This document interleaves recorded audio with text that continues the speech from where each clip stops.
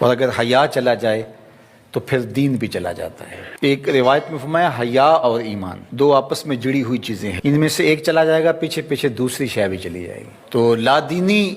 قوتیں اس بات کو جانتی ہیں کہ اگر حیا چھین لیں گے تو ایمان اس کے پیچھے پیچھے اس راستے سے جو حیا کے چھننے سے بنے گا تو انہی قدموں پہ ایمان بھی رخصت ہوتا چلا جائے گا۔ تو لہٰذا ان کو یہ کہو کہ تم ترک ایمان کرو تو یہ تو کبھی راضی نہیں ہوں گے، تو اس لیے انہیں پردے کا ترک کروایا جائے، انہیں حیا کے جوہر سے محروم کیا جائے تاکہ یہ ایمان کے جوہر سے بھی محروم ہو جائیں۔ تو پھر انہوں نے کئی رنگ تراشے، کبھی کہا کہ نظر کا پردہ ہے، کبھی کہا کہ پردہ تو انسان کے دل میں ہوتا ہے۔ تو مجھے بتاؤ آج کا شخص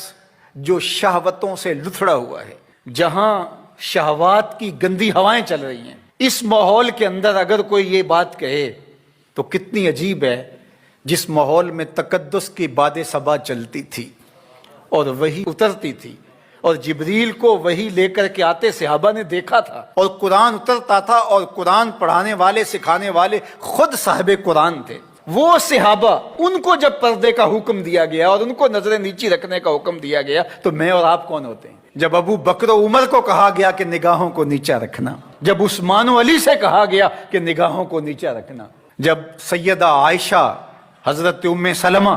حضرت میمونہ، حضرت زینب، سیدہ فاطمہ تو زہرا سے کہا گیا کہ تم اپنے پردے کی حفاظت کرنا، تو مجھے بتائیے اس تقدس مآب ماحول کے اندر بھی جب پردہ کرنے کے لیے مومنوں کی ماؤں کو حکم دیا گیا اور ابو بکر و عمر، عثمان و علی عشرہ مبشرہ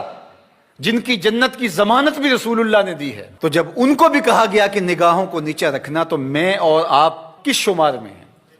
تو یہ ایک نفس کی کہانی ہے جو ہم گھڑ کے بیٹھ گئے، کہا کوئی بات نہیں جی، پردہ تو دل کا ہوتا ہے۔ بحالت مجبوری خواتین کو گھر سے نکلنا پڑتا ہے، لیکن اس میں بھی اس کو تاکید کی گئی کہ تیرا پردہ کسی صورت کے اندر بھی ختم نہیں ہونا چاہیے۔ میں خراج پیش کرنا چاہتا تھا یہاں ہماری ہمسائیگی کے اندر اس خاتون کو جس نے